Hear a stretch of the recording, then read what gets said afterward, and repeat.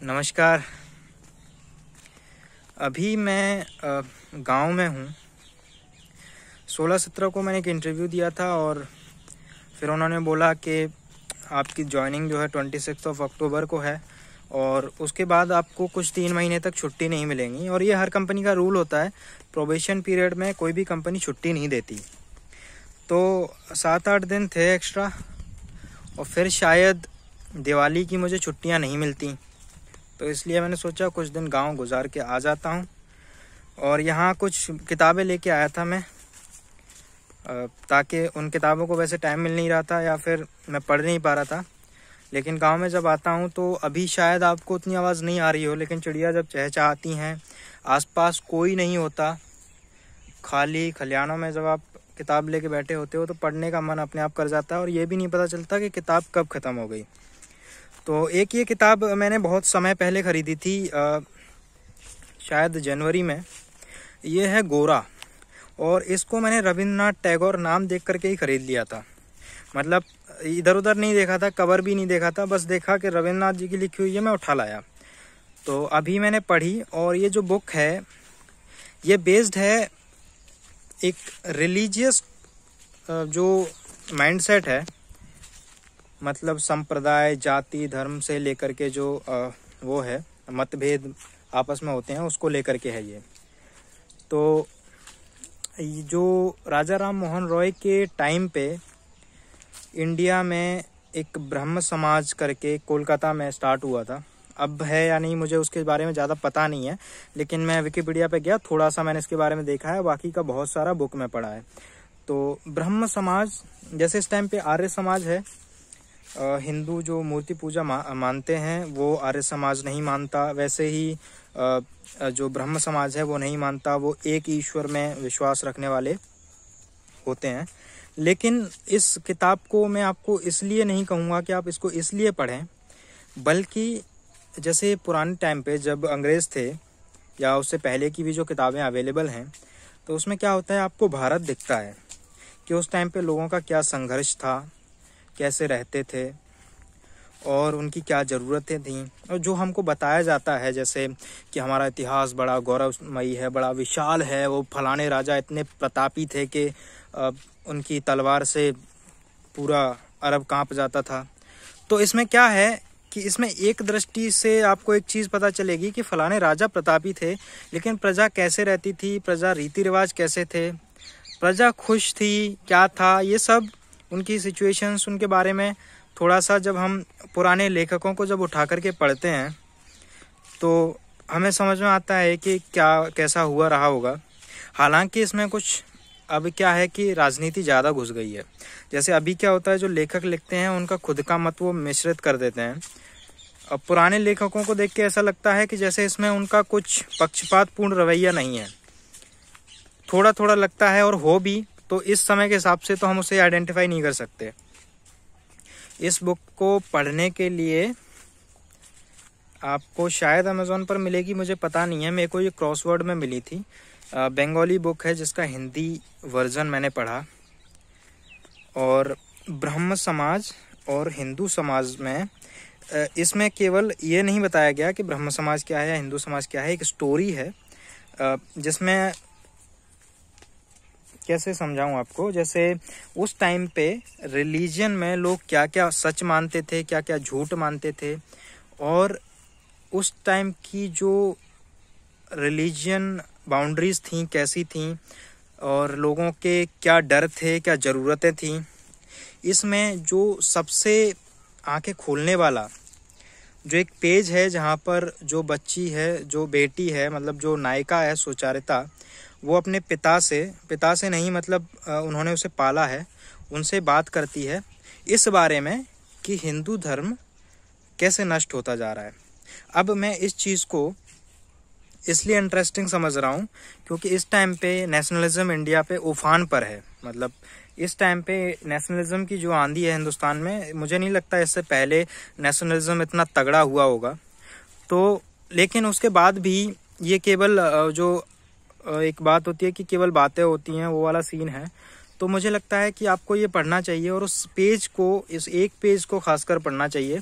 इतना आसान कर सकता था मैं कि उस पेज का ही फोटो खींच के दिखा देता आपको कि ये पढ़ लो भैया, लेकिन ऐसा नहीं होता। इतना ये किताब का अपमान होगा मुझे ऐसा लगता है।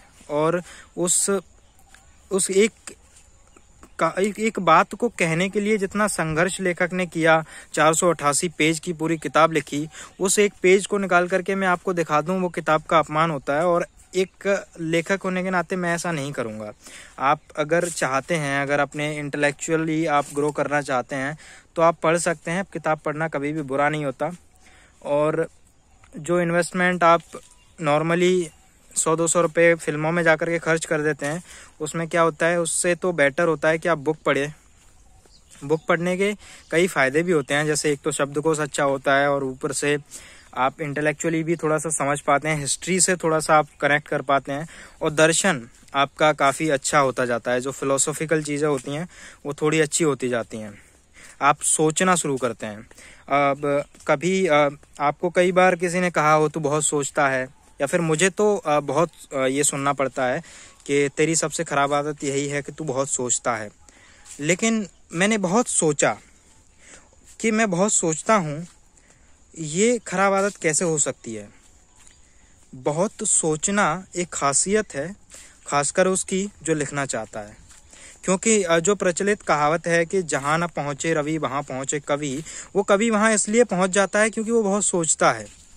वो हर तरीके से कि गरीब इस विषय में कैसे प्रतिक्रिया देगा, एक किसान कैसे देगा। हालांकि किसान और गरीब का कुछ अलग नहीं देखना चाहिए, दोनों एक ही तरह हैं। किसान को आप गरीब कह सकते हैं, हर किसान अमीर नहीं होता, ज़्यादातर किसान गरीब ही होते हैं। लेकिन एक गरीब कैसे प्रतिक्रिया देगा, एक सैनिक कैसे प्रतिक्रिया देगा, किस आयु के किस वर्ग की क्या प्रतिक्रिया होगी, ये सब बातें जब एक विचारक सोचता है तब जाकर के एक सही और तुलनात्मक विश्लेषण वो रख पाता है। अब जो सोचने का जो सब कुछ कल्पना है वो सुंदर तब हो जाती है जब उसमें अनुभव के मोती जड़ जाते हैं। जैसे बहुत सी आज की जो कविताएं आज लिखी जा रही हैं, जैसे जो पोइट्री हाउसेस होते हैं, जो वीडियोस अपलोड होती हैं यूट्यूब पर, उनमें एक ख़ास बात यह है कि हर पोइट्री में वो पहाड़, ये वाली हरियाली, ये खेतों का खालीपन, वो उधर जो दूर काम करते लोग दिख रहे हैं, उधर से जो पानी भरता किसान है, या फिर ये जो कोयल की कूक है, या जो चिड़ियों की चहचहाट है, ये जो सुंदर सुंदर सा आपको सुनने में लग रहा है ना, ये वो लिखते हैं। लेकिन उसमें क्या होता है, बहुत बार बहुतों को अनुभव ही नहीं होता। मैंने बहुत से ऐसे लेखकों से बात की और वो फिर बाद में बोलते हैं कि यार मैंने गाँव कभी नहीं देखा यार, कैसा दिखता है। तो जैसे वो मोर वहाँ पे चुग रहे हैं, अब ये कैमरा रिवर्स नहीं कर सकते और वहाँ उतना दूर दिखेगा भी नहीं, तो मैं आपको दिखा नहीं सकता। लेकिन जैसे वो मोर है वहाँ पे, तो जब ये अनुभव जुड़ जाता है आपकी कल्पना में, तो आपका दर्शन और भी सुंदर हो जाता है और लोग उसे और भी कनेक्ट कर पाते हैं। आपका जो एरिया है वो बढ़ जाता है। तो मैंने वीडियो चालू की थी बुक का रिव्यू देने के लिए, बीच में मैं अपनी अपनी बातें भी कर रहा हूँ, क्योंकि बहुत दिन से कैमरा खोल के खुद से बातें नहीं की थी। ये कई बार मैं कैमरे पर लोगों को पसंद इसलिए आ जाता हूँ क्योंकि मैं खुद से बातें कर रहा हूँ, और ये लोगों को थोड़ा सा स्ट्रेंज लगता है कि कोई खुद से बातें कैसे कर सकता है। आज इस भागदौड़ की ज़िंदगी में हम अपने आप को भूल जाते हैं, हम अपने आप से बातें नहीं कर पाते। और ऐसे जब मैं अपने आप से बातें कर रहा हूँ और आप वही चीज़ देख रहे हो जो मैं खुद से बातें कर रहा हूँ, तब लगता है ओरिजिनलिटी कुछ आ जाती है कि यार ये कुछ अलग है ना। और मैंने बुक का रिव्यू दे दिया आपको। खेत तो आपने पहली वीडियो में देखा ही था। ये जो पीछे अच्छा सा लग रहा है ना, ये बांस है। अच्छा, इसकी एक खास बात मैं आपको बता दूं, ऐसा मुझे पता नहीं है हर जगह होता है या नहीं, लेकिन इधर जो आसपास जो बांस का ऐसा घेरा सा बना हुआ है, उसमें एक खास बात ये है कि जो ये होता है ना, इधर सांप पाए जाने की संभावनाएं ज़्यादा होती हैं।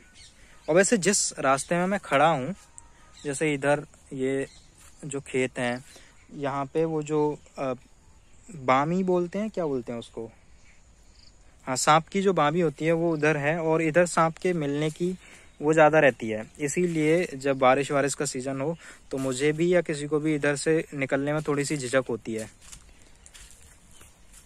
इधर अभी तो खैर ये जो भैंसों का जो बाजरे का वो रखा हुआ है ना, तो ये कवर हो गया है उससे। लेकिन उधर एक बेल पत्तर का पेड़ भी है जो महादेव पर चढ़ाते हो आप लोग।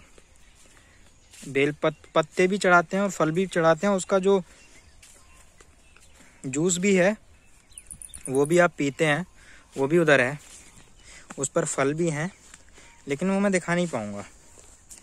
एक तो उसके नीचे ही सांप की बाबी है, उधर कैमरा पकड़ के शायद मेरा ध्यान इधर उधर, मुझे डर सा रहता है। यार सबकी फटती है यार, ऐसे कोई वो नहीं होता कूल डूड कि सांप को पकड़ के मार दूंगा मैं। मेरा मरे हुए सांप पे पैर रख जाए तो मेरे को एक बार को डर लग जाता है।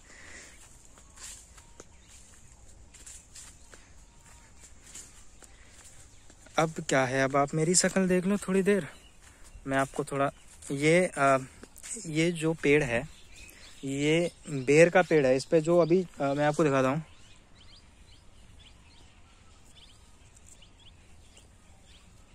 ये छोटे छोटे अभी इस पे बेर आ रहे हैं। बेरी का पेड़ है ये, जिसको खाते हैं। लेकिन ये इसको इंग्लिश में क्या बोलते हैं पता नहीं, इसको बेर बोलते हैं, और कई जगह इसका अलग नाम भी होता है। ये जो खेत खाली हो चुके हैं अभी, पहले इधर बैंगन था। ये जो पेड़ है, अरे यार ये आम का पेड़ है ये वाला, और ये पता नहीं क्या है।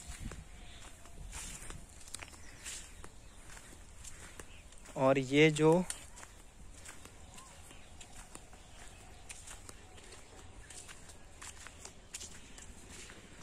है बेलपत्र का पेड़ है। इस पे जो फ्रूट्स हैं ना वो लीफ से कवर्ड है। मतलब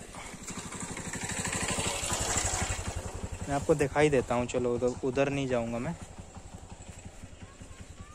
हाँ ये रहा,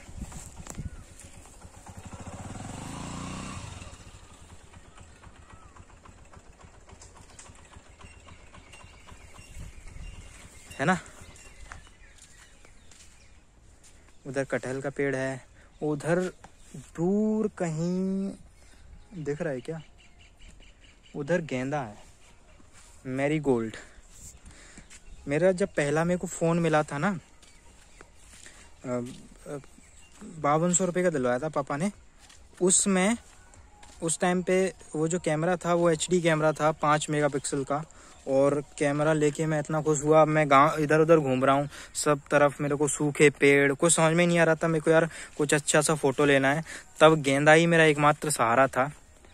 अभी उतना गेंदा है नहीं, क्योंकि एक तो दिवाली पे बिकता है, और इस बार दिवाली पे मुझे नहीं लगता उतना बिकेगा। ये कोरोना की वजह से लोगों ने गेंदा किया भी कम है। उधर है एक खेत, उधर है एक खेत, उधर है। हमारे नहीं है, मेरा कुछ भी नहीं है इधर, मैं तो बस बता रहा हूँ, मेरे को अच्छा लगता है, बस इधर आके घूमना अच्छा लगता है। ये इधर जो बैंगन का बचा हुआ वो है ना, नीचे के पेड़ वो रखे हुए हैं। अभी ये रोटियां बनाने के काम आ जाएंगे, सस्ता ईंधन।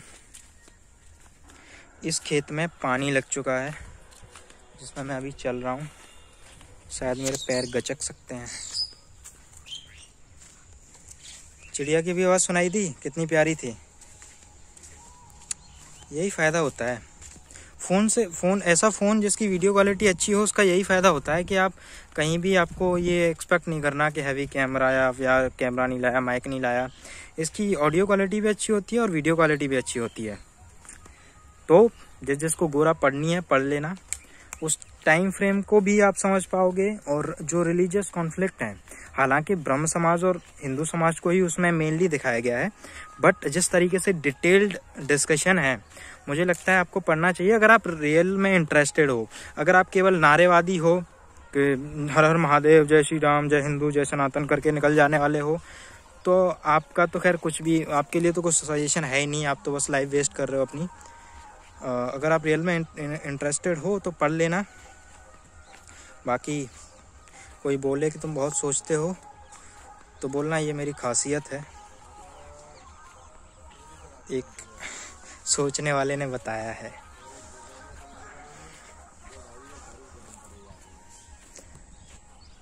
फिर वहीं आ गए हम। बाय।